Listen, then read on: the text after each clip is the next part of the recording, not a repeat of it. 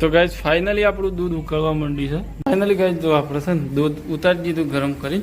જો આટલો રસ છે લે ગાઈસ જો.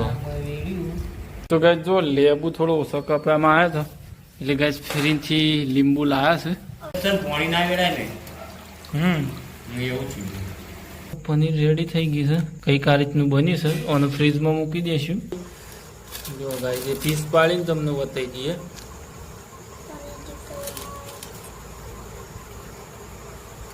થોડા મોટા પીસ. તો ગાઈસ જો તમને એક પીસ લઈને બતાવું. આપણું આ પનીર રેડી જો એ પડી ગયું. તો ગાઈસ જો આપણું પનીર રેડી થઈ ગયું અને કંઈક આ રીતનું આપણું પનીર બન્યું છે એકદમ ઓરિજિનલ. આઈ હોપ તમને આ વિડીયો પસંદ આવે તો લાઈક શેર સબસ્ક્રાઈબ કરી નાખજો.